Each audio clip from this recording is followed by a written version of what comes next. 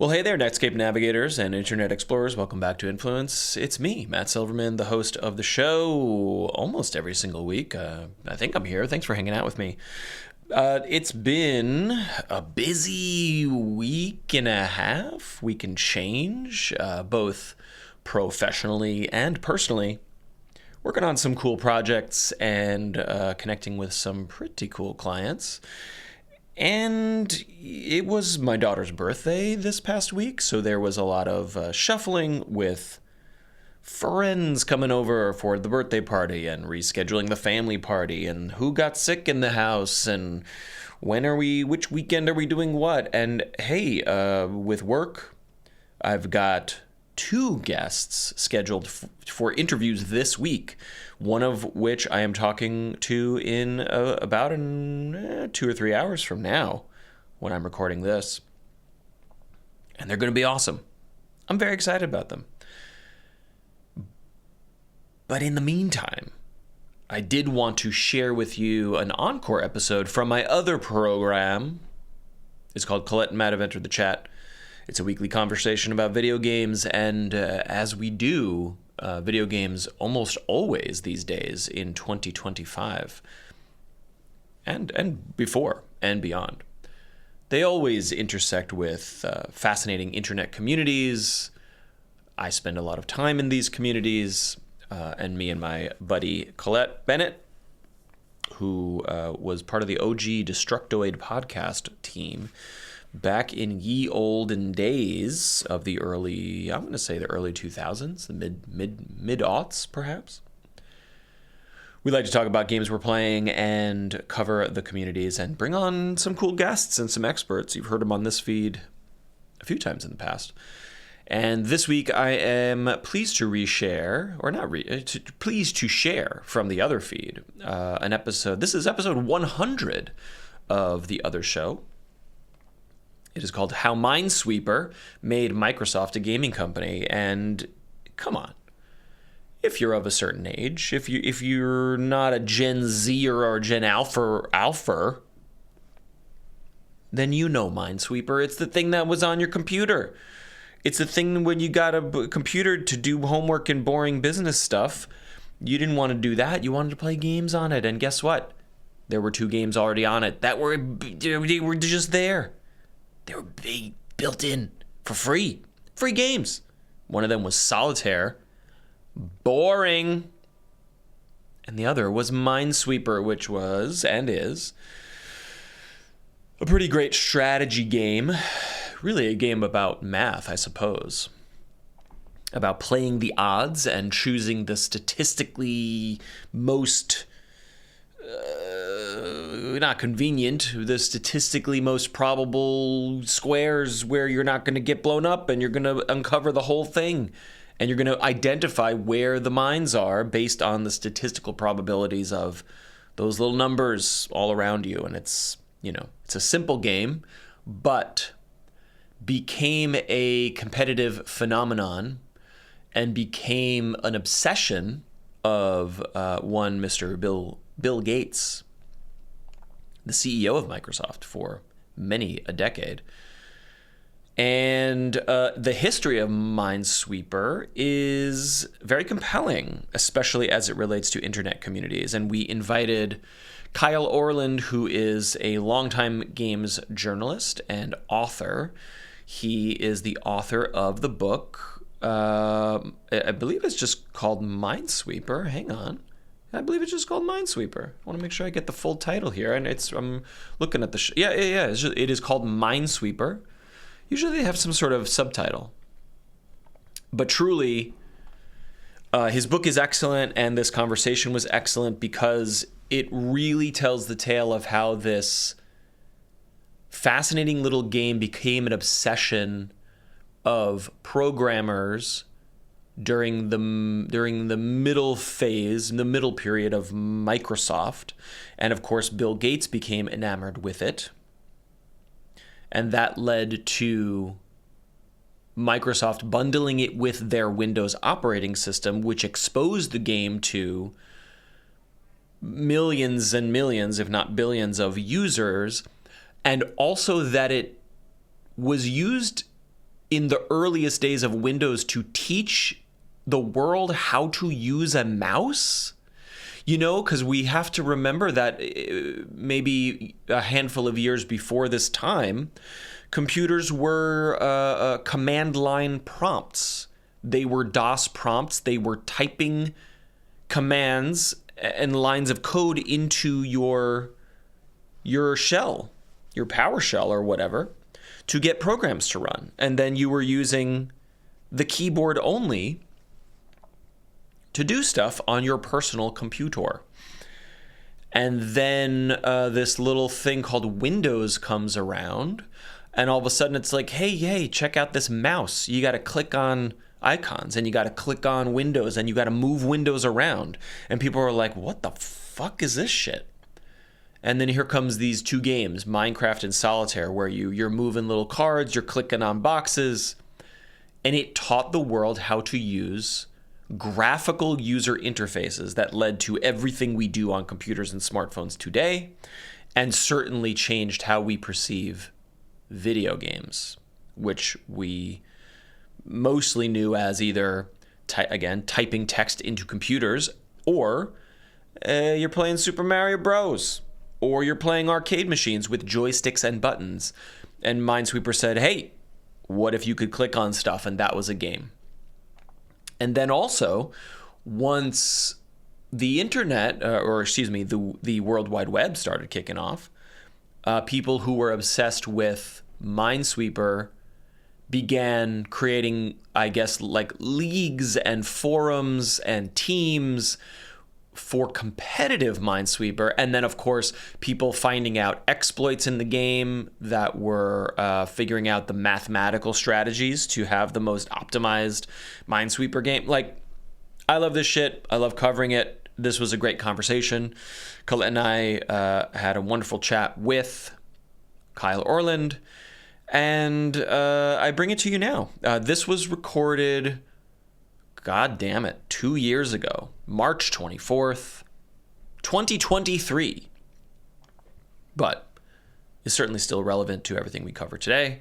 And I hope you enjoy this episode, and I leave you with it, and I'm excited to return to you next week, next Wednesday, with another conversation that I'm really, really hyped about. Recording that today, recording another one on Friday, and I hope you're doing well. Hope you're taking care of yourself. I hope you're fighting back. Man. 50501, the episode from last week that we shared about political organizing and protesting. They really pushed forward with another wave of protests on March 4th, which is a fantastic day to protest, and also my daughter's birthday. So we were celebrating a lot of things that day. I hope you're finding little ways to push back and fight back, whether you're out in the streets or whether you're making certain kinds of purchases rather than other kinds of purchases, or maybe you're just sharing, spreading awareness. I hope you're doing well. Thank you, as always, for listening. I really value the community that supports this show and gets value out of it. And without further ado, I invite you to grab your mouse and your graphical user interface and begin to click on things, and hopefully don't get blown up. Don't get blown up by the minds out there. Okay, only click on the safe squares. Oh, by the way, I'm realizing that this episode was broken into two chunks. The first half was Colette and I, as usual, talking about the games we were playing and other various gaming news. Looks like Colette was playing the beta of Diablo 4.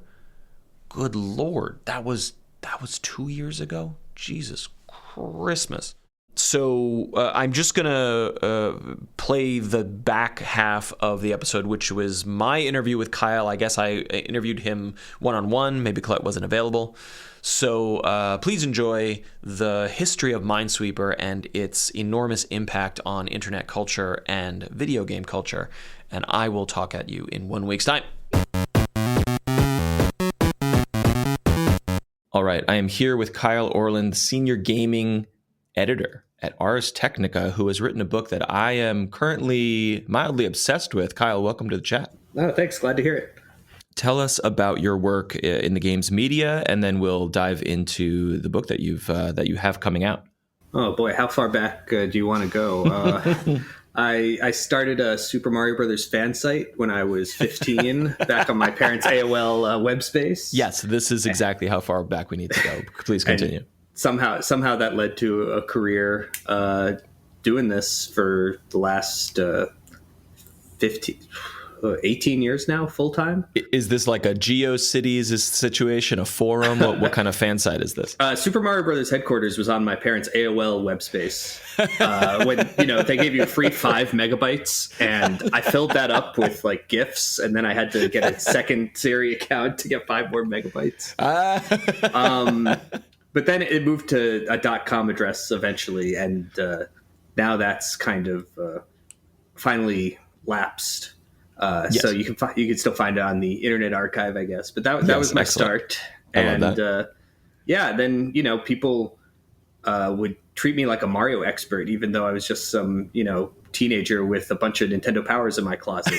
And that was my first taste of hey, maybe I could do this for a living. And so these were your musings and expertise, quote unquote, about the series, and people would come to the site to just bask in it, or was there some sort of forum or interactivity with the fans?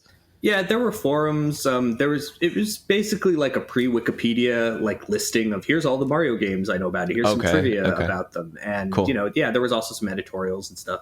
And there was also a section run by a friend of mine named Jay called Neglected Characters, where he would make comics, sprite comics from all the characters that you'd forget about, like Birdo and Shy Guy, and you had Wacky Adventures, and that really caught on in the pre-Google internet, yes. I guess. All right, and so this led you to a career in media or journalism. Did you start with games, or were you covering other things before you got into this business? I started actually in computer science. I wanted to make games for a bit, and then I decided that was too hard, I guess. So I went into journalism, and it's way too hard. My God. Yeah, I mean, I could still hold my own a little bit, but it's way what's the word? It's kind of atrophied my programming skills at this point. Mm-hmm. And so then I decided I liked writing about games more than making them, and I tried freelancing for a while. Getting my stuff out there just for free for a bit, and then. Finally, I got my big break with Joystick, if you remember that site from Weblogs Inc. back in the day. And that's what convinced me to quit my day job and try and make a go of it. And, I just jumped from place to place, and then found a home at Ars Technica back in 2012. And they've kept me around for the last 11 years, which is like 11 lifetimes. I was going to say, you've had a really long run. I love Ars. I just always, whenever I see articles in the feed or on Twitter or whatever, it's like, oh, right. Yes, this is you guys do such excellent work, and it's just, it's a trusted source for tech and especially gaming. That's a long run with a publication. Wasn't Joystick acquired by AOL's, machinations at some point, or am I misremembering?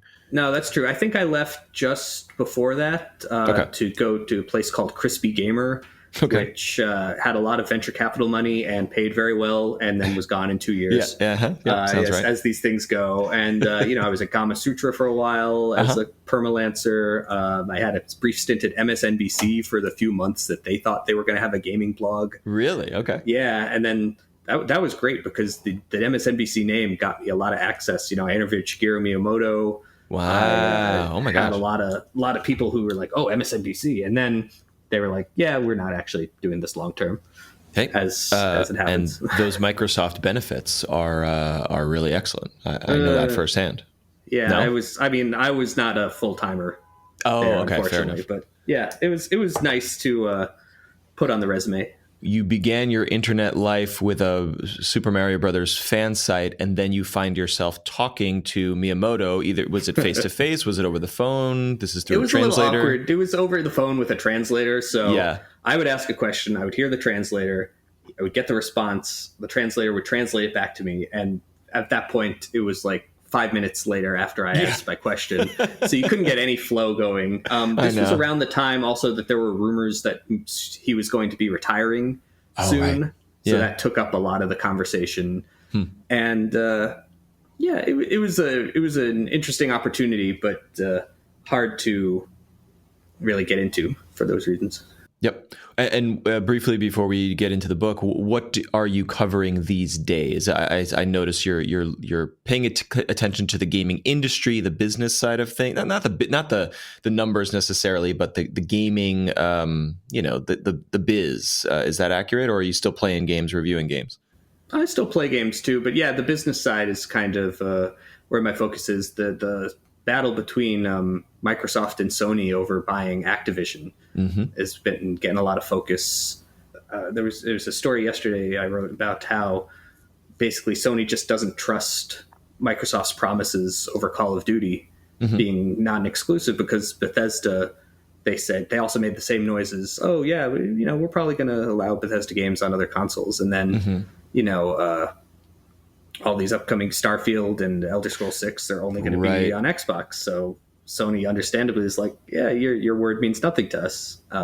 Yes, and I'm sure I'm sure you've explored this in the coverage, but like exclusive massive single player prestige games that, we want those on our ecosystems, but free to play microtransaction festivals, live service games. Wouldn't you want to make all the money to be made? I mean, not that you should trust any corporation to do anything, but like, it seems logical to keep these things on all the platforms, no?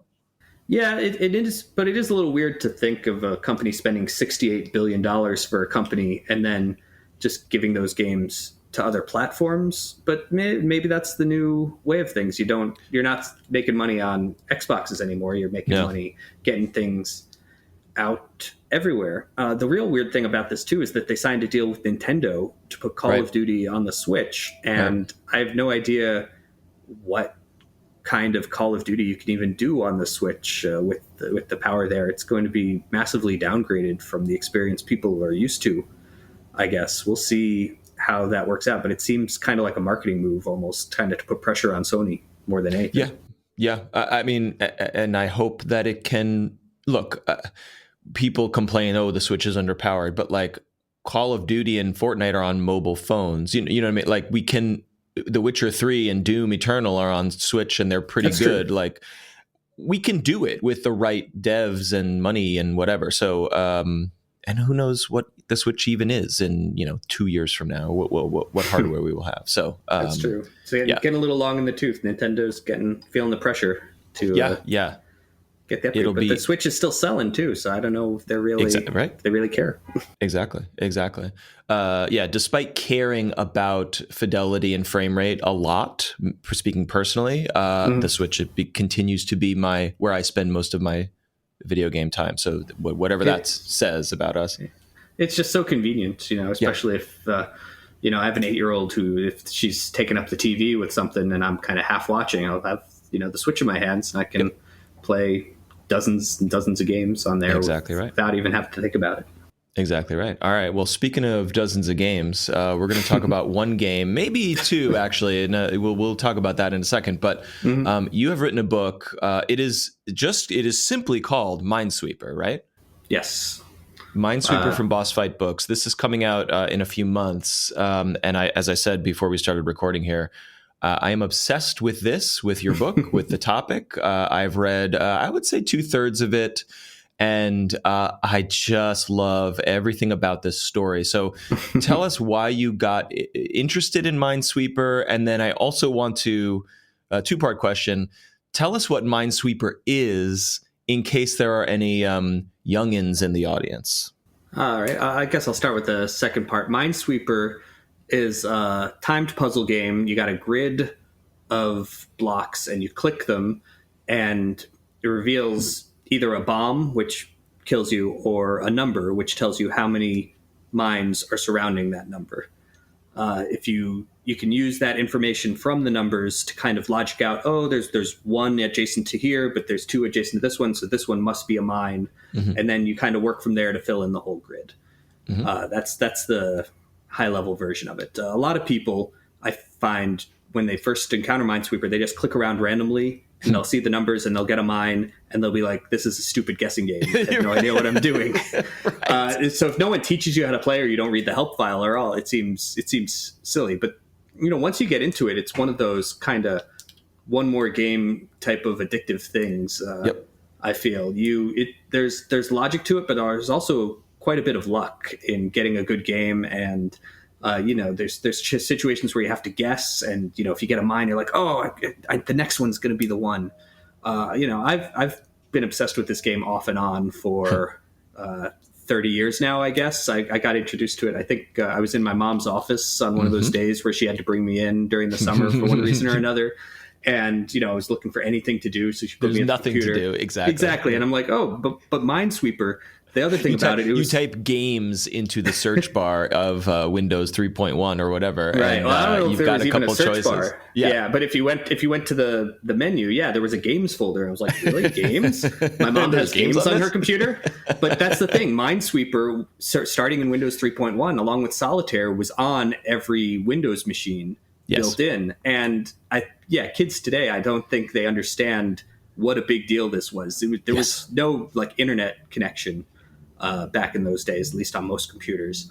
If you wanted to get a game, you had to go to a store and spend like $50-$60, which was a lot more money back then, and install it from disks. And most people weren't doing that. But if you had a Windows computer, you had Minesweeper, and so it was something you could do to spend the time. Any people who were not gamers would get addicted to this game because it was just there. The easy access is, it's the kind of thing we take for granted now. If you have a cell phone, you can download, hundreds, thousands of free games. But Minesweeper was kind of the first taste of this. And it, there's been billions of installations. And you cover this in the book. The market penetration, so it's quote unquote market of a game that's free and pre-installed on millions/billions of computers is fascinating. But the other, before we move on to broader topics, I believe you point out in the book that Minesweeper is a roguelike, basically, because you're talking randomly generated boards and permadeath, and then you restart. Instant death. I never thought, also obsessed with Minesweeper in similar ways, never thought about it like that through a modern lens. And I'm like, wow, a roguelike pre-installed on your mom's business computer. Yeah, kind of. In 1993, 5, whatever. 1992 was when it first was pre-installed. Yeah. Okay. It's kind of, it's missing things like items or character progression or anything like that. But it's a quick roguelike too. The average game, even an expert level game, you're going to be done in less than 5 minutes, even if you're successful. And shorter games, you can be done in 30 seconds. So it's the kind of thing where you just go over and over again. And, you're looking like a roguelike. You're looking for that lucky break. You're looking for that one where you finally break through and find the board that can be successful. And once you've done that, you're like, I can get a better time. I can do even better. So it's a great brain break. So at this time, Microsoft is on top of the world. They're dominating the computer industry, like by head and shoulders, of course. And these are business computers for business people and some home use. So we're talking spreadsheets and PowerPoint, maybe not even PowerPoint, Microsoft Word, et cetera. Right. And so something is going on at Microsoft where it's like, why would we put games and where did this game come from? Essentially, is the question. Yeah, it was not a game focused company. It's hard to remember in this Xbox day and age, but they were focused on big businesses and corporate clients. And then with Windows 3.0, they put Solitaire on there, and people just went nuts. I have some quotes in there where you'd ask people what their favorite thing about Windows was over the old MS-DOS days, and it wasn't multitasking. It wasn't the ability to have graphics more easily. It was Solitaire. And I don't know if you remember when you beat Solitaire on Windows. There was this little cascading card thing. The waterfall, yeah. Yes, and that, I think, probably sold more Windows devices than anything else. That little animation, because people had never seen anything like this on a PC. They're like, "Wow, look at all those cards bouncing around." It's silly now, but 30 years ago, that was like a thing. That was a thing people actually watched for sure. But Microsoft did not really want to put these games on there. So talk about what was the impetus for this? Like, why was this decision ultimately made? Yeah, so in general, there was a lot of hesitation in Microsoft for becoming a game company. They're like, oh, people are not going to take us seriously anymore if we're making these frivolous things. It's going to encourage kids to get on these important machines. But there was one unit in the company, the entry business unit, that was tasked with trying to get these expensive computers into homes rather than into businesses. Mm-hmm. And they saw the Solitaire's success, and they're like, hey, we can make something of this. Maybe games are the way to get kids to actually want a computer in their house. And if a kid wants it, then the parents will say, oh, well, maybe they can also use it for homework. Maybe they can also, use an encyclopedia or something. So they had a bunch of games that were just sitting around the corporate network, things that people had coded in their free time as kind of a way to learn Windows coding. And Minesweeper was one of these. It had become a big hit within Microsoft employees. Even Bill Gates got addicted to it, which I go into in great detail in the book. And so that was one of the games they put onto this thing called the Windows Entertainment Pack, which was just a collection of games. It had Minesweeper. It had Tetris, which they had licensed from the Russians. Yes, right. Yeah. The first Windows version of Tetris was on Windows Entertainment Pack, too. There was a game that's now called Mahjong, where it's not really the version of the game you play with multiple people, but it's kind of the tile matching one. And just to clarify, Windows Entertainment Pack, was this sold separately from the OS, or was this all bundled at one point?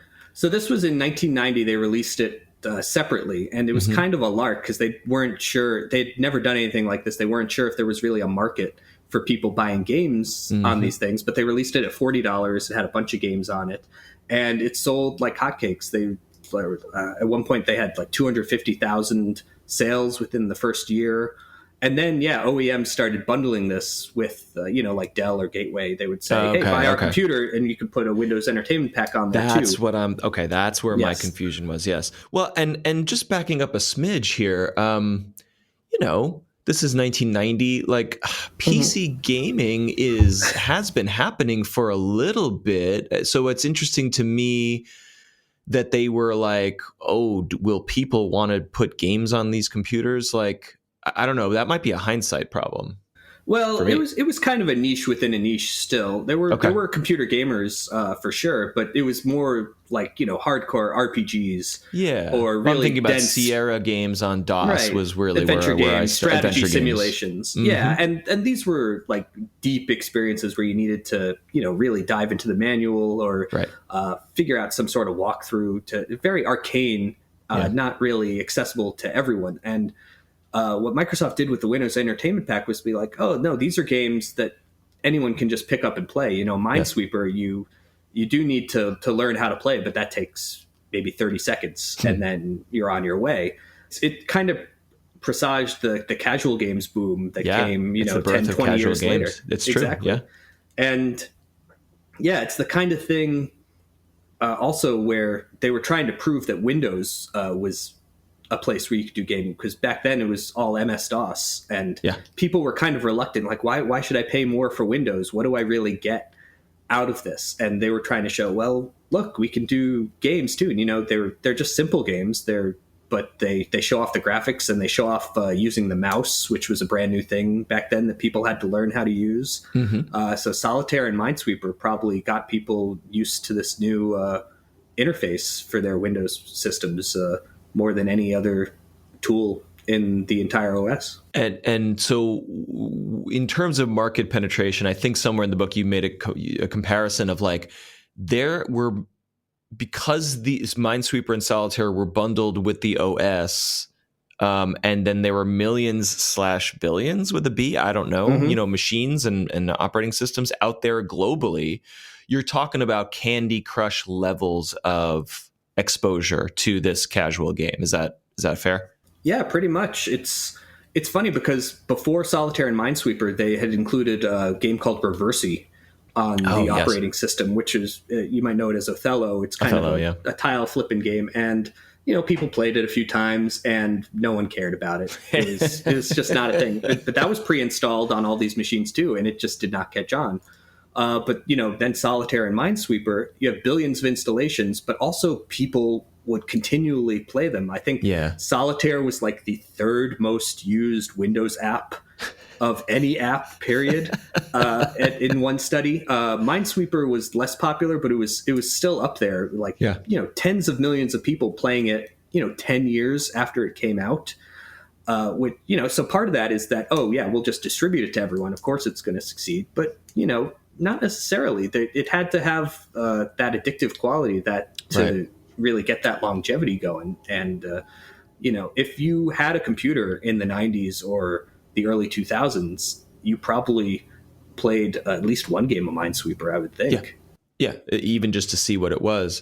But so ubiquitous and so culturally relevant that like Solitaire is even the joke, the punchline of the lazy office worker, which we will get into in a moment. But, when there's nothing to do at work, obviously you have Solitaire up on your screen to fritter away the time. You have to put yourself in the pre-internet mindset too the early days of Solitaire and Minesweeper. You could, by the early 2000s, if you had an internet connection, there were a million ways to waste time on the computer. But if you were not connected on the network to other people, you're like, I gotta do something that's not work. Spreadsheets or the games folder. That's all we have here on this machine. Yeah, it's like people playing around with their calculators on the train, before the Game Boy was around. It's like, what can I just gonna, type in random numbers to just anything to take my mind off my responsibilities.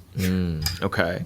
So so prior to release or packaging them in, these two games, but specifically Minesweeper, these were on the internal networks at Microsoft, and they were making the round. Minesweeper was making the rounds as a very addictive game among programmers, and even you said Bill Gates was addicted to it. Minesweeper was, it was born out of another game. I hesitate to say copied or ripped off, but tell us the legacy there a little bit. Yeah, there's a history I go into in the book of these kind of hidden information games where you're trying to guess the location of something or avoid the location of something with limited information, like Minesweeper's adjacency. And, the grandfather is probably this game called Mined Out for the ZX Spectrum, which was big in the UK. This was one where you walked through a minefield, and when you got close to a mine, it would, pop up a warning and say, there is one mine nearby, there are two mines nearby, and then you step backwards and try and figure out where the mine was. And, it's lacking a lot of the refinements that would come later, but it's really the first one to use this grid and that idea. And yeah, this was back in the 80s and 70s. I don't want to say ripoffs necessarily, but the idea of copying someone else's simple game idea and adding maybe a very small refinement to it was very common, or even not adding a refinement. Yeah. But back then it was even simpler. If you're trying to copy, God of War, Ragnarok, you need a 500 person team and 10 years or whatever.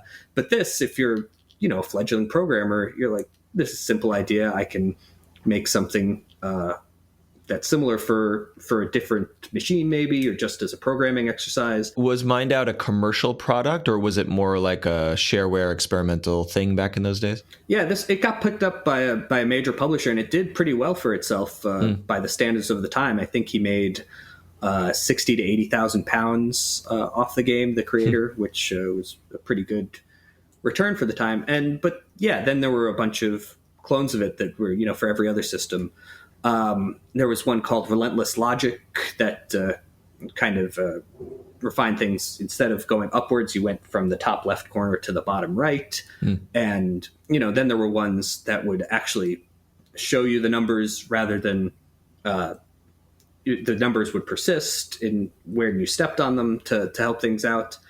And, then we got to Windows, and the two coders at Microsoft, they were inspired by these games.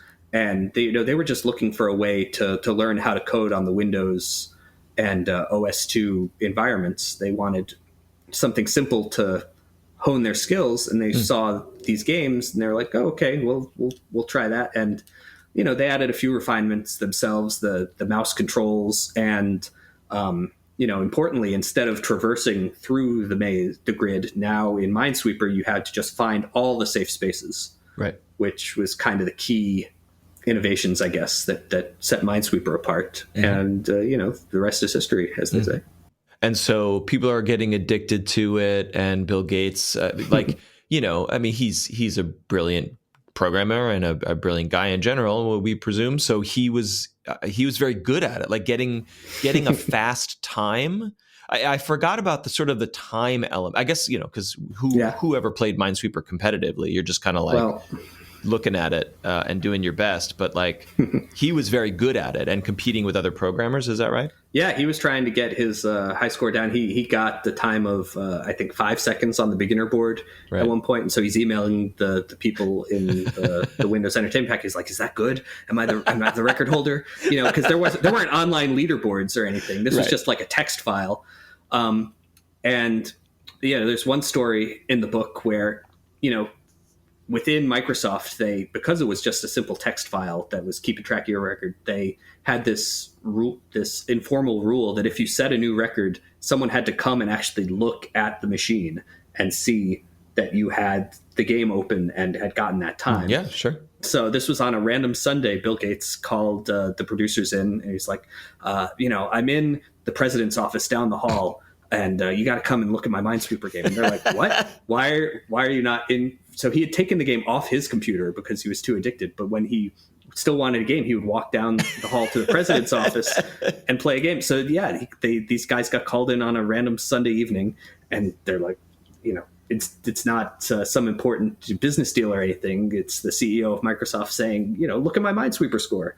So that kind of highlights the power of this game over people who, Bill Gates is not a gamer. He's not the kind of person who's looking for the latest and greatest interactive entertainment, but Minesweeper got its hooks in him really good. Mm-hmm. Before we connect to the internet, which this is the sort of the next phase of the book, or the middle of the book, which I find really fascinating, at some point the decision was made, like you said, to bundle these games and release entertainment packs and such. And then the moral panic sets in. And this, I think, I just find this hilarious and fascinating. Tell us who is getting worried about video games, being on being at work, in the office. It's funny. This is something I totally missed as a kid. I remember in the 90s, there were news stories about like Doom and Mortal Kombat. Exactly. It's like corrupting the youth and like, violence and sex. And, oh my God, these games for kids are going to ruin them. But, Minesweeper and Solitaire also had their own moral panic. Business owners were worried that, these PCs they were buying for their employees, they were supposed to, make them more productive, let them do spreadsheets and send interoffice memos faster. Then people would, an employer would see one of their employees playing Minesweeper when they're supposed to be doing something else. And, oh my God, panic, this is ruining everything. A lot of companies banned the games from their computers. They would, remove them in any way they could. And it's funny. The corporate clients were like, hello, we would like to buy 1,000 computers, please, but please do not include the games.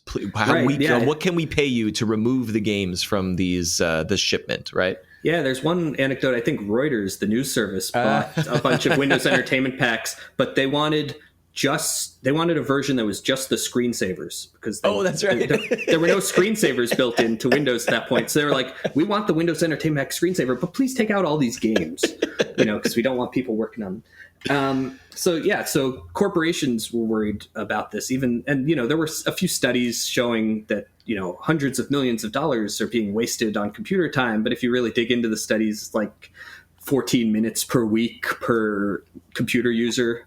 It's a long history of people are going to goof off at work. You can't be focused 8 hours a day. It's either that or cigarettes. Like downtime will be happening at the office in some way. Okay, you go take a walk, or there's one quote in the book where like if people want to play solitaire, they can just bring a deck of cards and play on their break. It's just like, okay, if you're acknowledging that they're going to be playing cards anyway, let them do it on the computer. I guess they're afraid that it's going to supercharge the number of games they can play or something.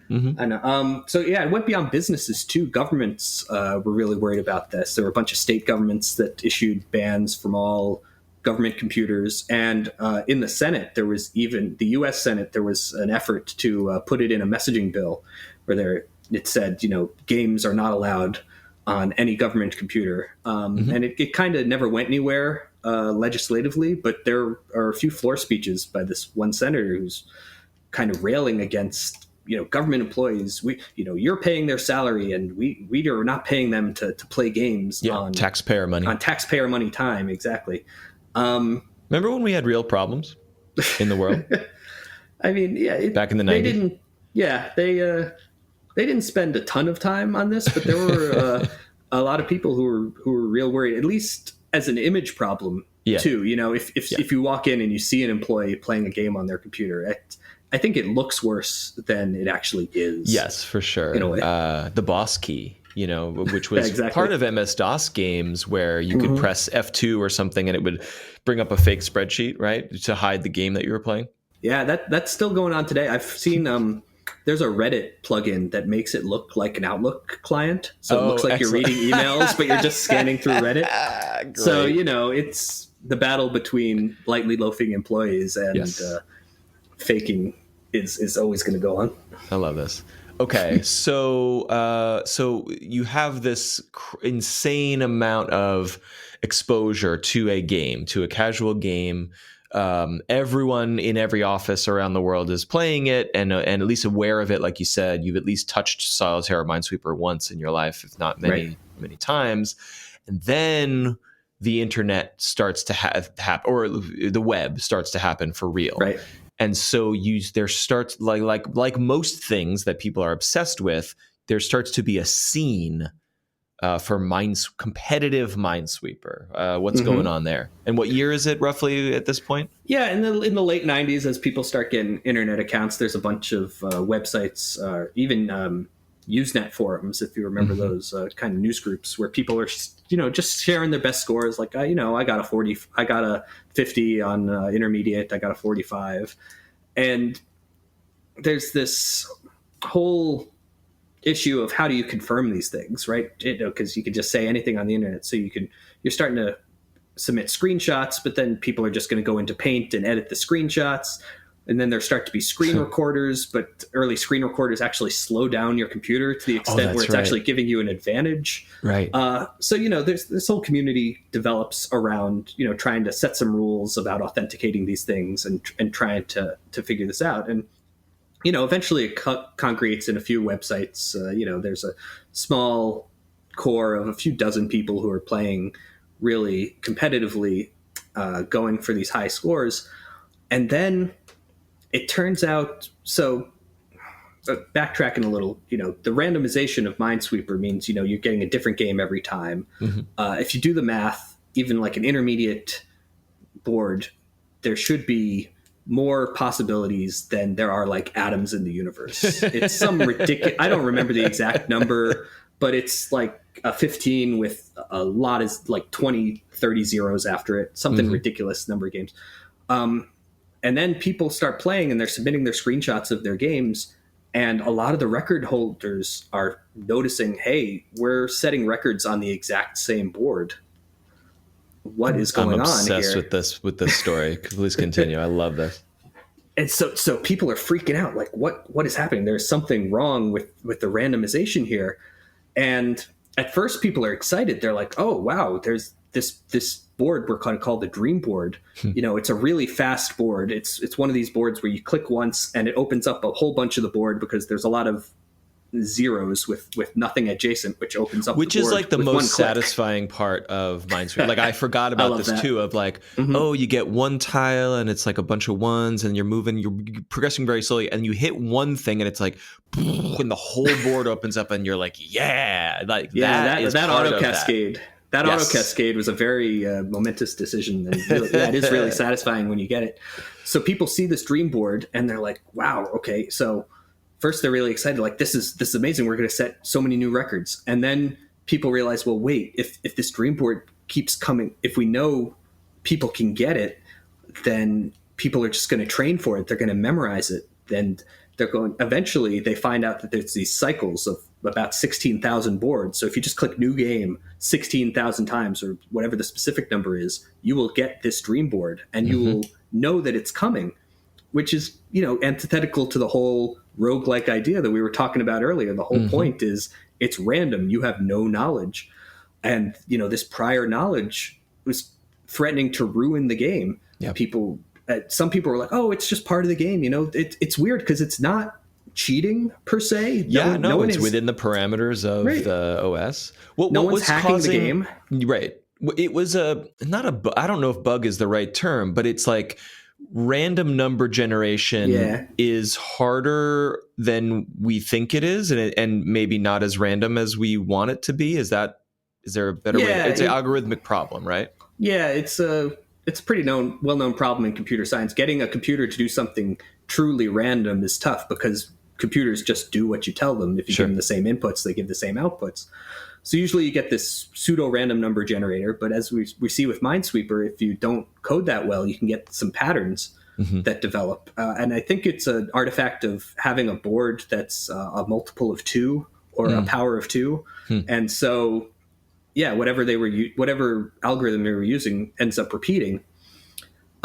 So there's this whole debate in the community what to do about this. Some people are like, oh, this is just a new way to play the game. It's a new way of pattern recognition, which is all we're doing anyway. And, no one's hacking the game. No one's using an external cheat device or an AI or something.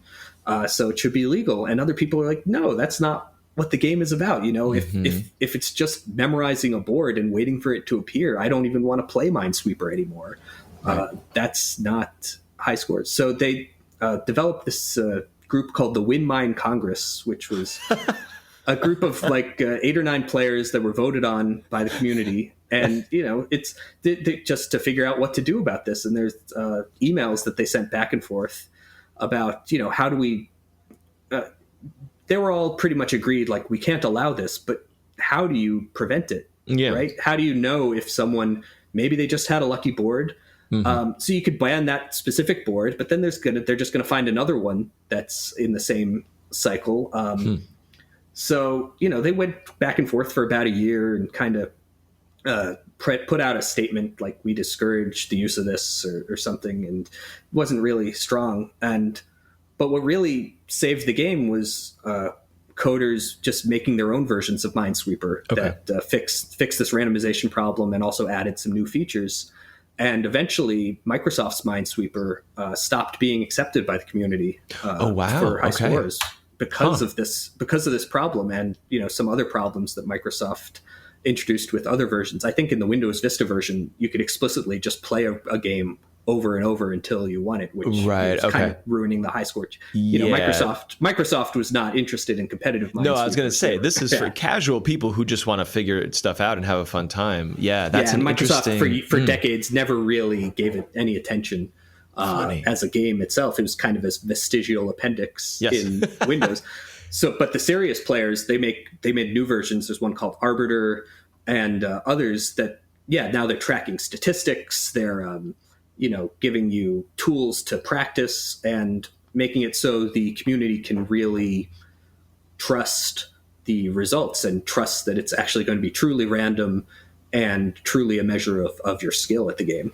This feels like the genesis of the philosophical discussion of, this is something I find, I don't know how to put this into words, but it's something I find very fascinating, which is, here is the game. Here is the canonical, handed down by the gods, And the game is the game. So if I can walk through this wall in Ocarina of Time to skip 45 minutes of the game, that is within the parameters of this canonical God-given game. Therefore, it is okay. Versus, no. That's not the way the game was intended to be played. So you're not cheating, but you're going against the spirit. So what is the quote unquote correct way to beat or finish or score highest at a game? I just find that very fascinating. Yeah, in speedrunning communities, they kind of usually split into like glitchless and glitched runs of a game. You just have to decide which camp you're going to recognize or which stat you're going to recognize. Right. So yeah, in speedrunning, usually they can peacefully coexist. People who want to use glitches and people who can't. For this, this really threatened to totally ruin the game. Having prior knowledge of a Minesweeper board that is going to come up. Like I was saying earlier, it's totally antithetical to the idea of the game. It's kind of like you were saying, like a glitch in Zelda. It's almost like having one where you just, reload the game thousands of times, and then one time you're able to hit start and go right to the credits. Right. And everyone would say, "Oh, well, people, if that happened, people would be like, oh, well, technically, it works, but it's not fun anymore. It's just everyone's battling to get that 1 second Zelda game, and it's like that's not why we're playing. There's nothing to it." So I have one more sort of maybe like a meta question about the legacy of Minesweeper and Microsoft's gaming exploits here, which is this, and bear with me for a second. If you purchase a Nintendo system, you are then buying games from the Nintendo shop and playing them on your Nintendo. If you buy a PlayStation, you're going to the Sony store and you're playing Sony games on a Sony system. And I have always found it fascinating that despite, Windows was the progenitor of so many of PC gaming, which is a massive market. But for whatever reason, when you buy games for Windows, you're buying them on Steam or on Epic. And now and Windows has a store, but it pales in comparison to these other ecosystems. So I feel like the Minesweeper discussion sits adjacent to this window of time where Microsoft proved that gaming on Windows was viable and big, yet they missed the window and sort of said, well, we're going to do Xbox, and Xbox is going to be a thing. But we missed the boat on owning our own OS, our own gaming OS. Do you have any thoughts on that about what happened? I feel like the Minesweeper discussion is right there where it could have happened, and it didn't really happen at that moment. Yeah, they kind of missed the boat on that. It's a little different than consoles in the PC space because it's an open architecture. Anyone can write a program, and it's hard to cash in. You can't force a company to pay you 30% of their fees because they're just going to make an executable and distribute it on their own. Yeah. And, Valve kind of cracked this nut with Steam by adding a lot of value and management and making it easy to do, and which is what Windows kind of missed out on. Right. They eventually got around to it with the Windows Store, which was in 2012, I think. And it's funny, with Windows 8, when they introduced that store, that coincides with them taking Solitaire and Minesweeper off of the pre-installation. And it was I talked to people at Microsoft, and they said the specific reason for that was to get people to go to the store. We'll still have free versions of the games, but we want you to come to the store to download it. Because we're like, oh, we have these games. What can get people to come to the store to learn about this store? Well, they're going to want Solitaire and Minesweeper. Let's just have Solitaire and Minesweeper are the Fortnite of the Windows Store, is what I'm hearing. Well, that was the idea, at least, and people kind of got it, but mostly people were annoyed. They're like, what? I have to go and do extra steps to get just Solitaire? Solitaire is just supposed to be there. Wow. And people were so mad about this that for Windows 10, they added Solitaire back. Okay.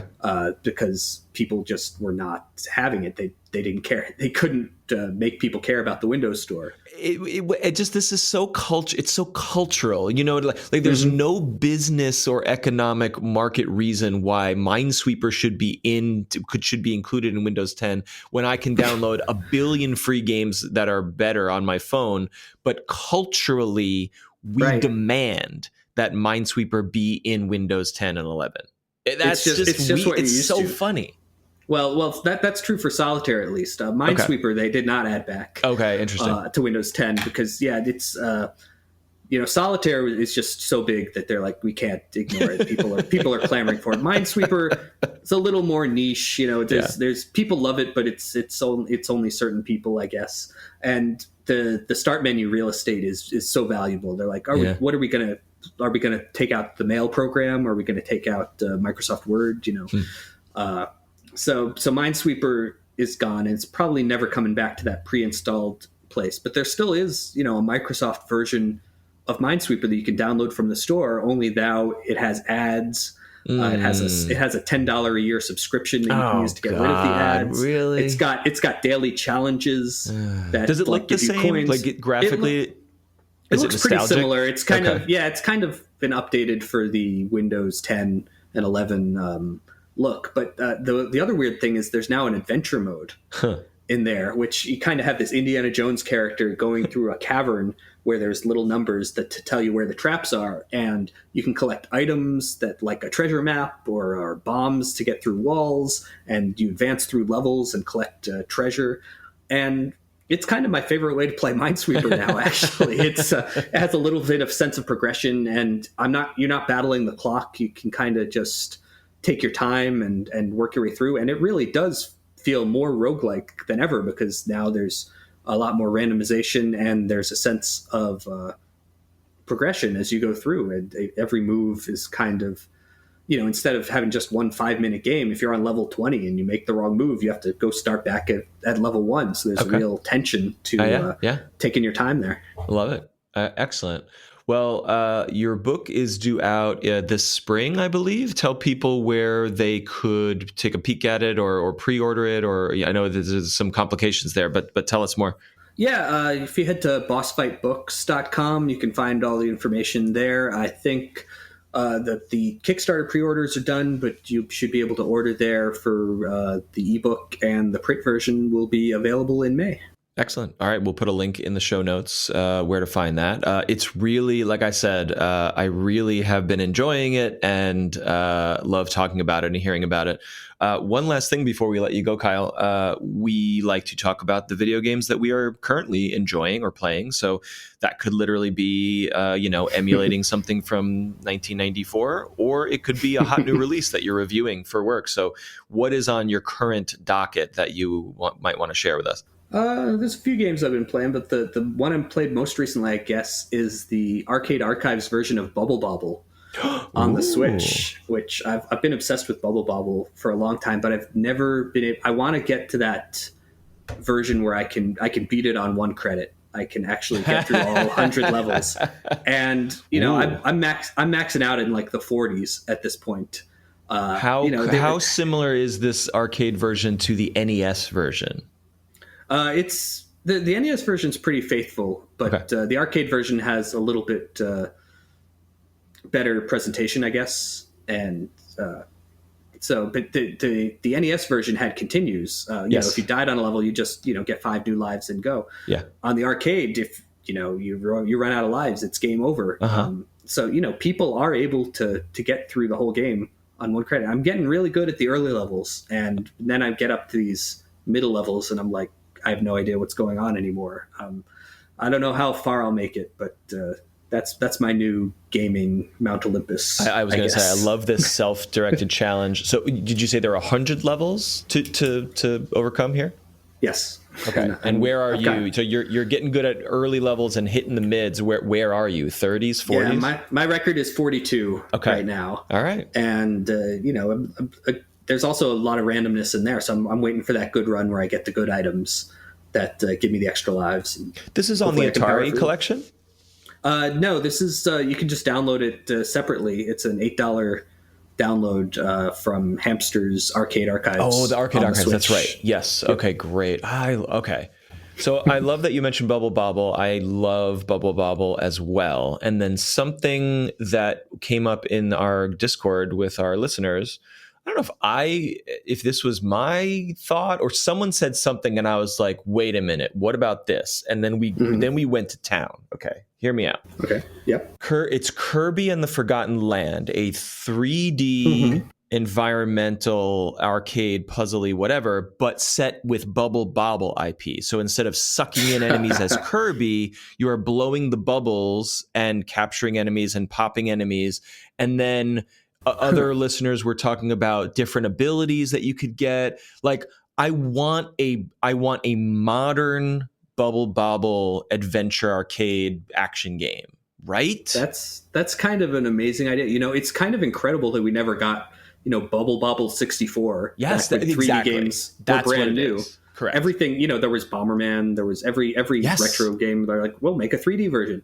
Taito never really cared to even try for Bubble Bobble. What are they waiting for? I know. I don't know what happened to this IP. I'm just going to briefly see if I can search for what these other ridiculous ideas. Can we put like a change.org petition together for like Taito? Please make Bubble Bobble 3D. Okay. River VTuber says certain enemies could explode in specific ways to solve puzzles, affix bubbles of various sizes to the environment to set up bouncy jumps. Something like Squidder the Spider in Donkey Kong Country 2, which I'm not familiar with, but and then we're saying like you can get enemies as pets like Pokemon, and then an upgrade like a tech tree, bigger bubbles, faster bubbles, bouncier bubbles to reach higher platforms. Bubbles sputter for slicking surfaces, so maybe there's a Splatoon situation going on.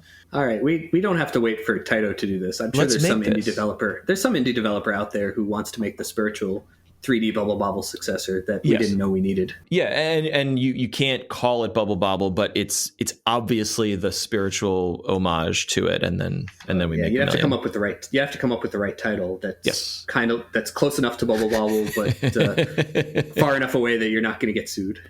Correct. Anything else that you are enjoying right now? That's been my big obsession recently.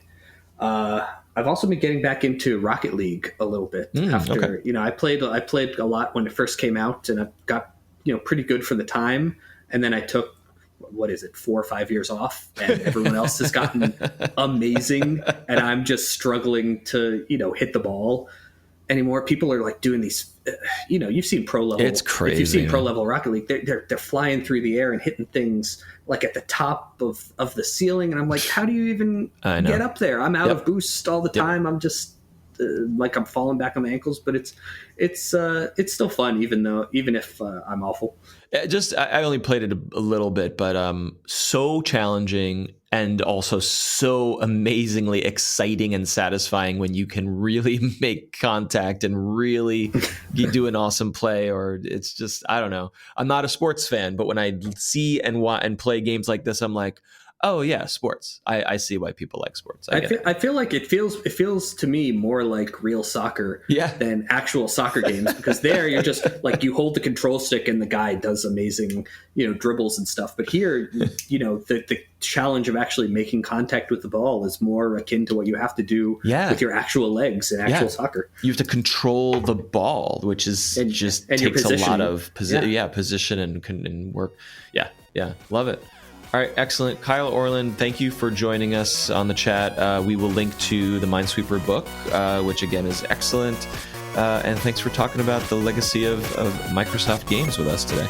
Yeah, thanks for having me. I'm glad you liked the book.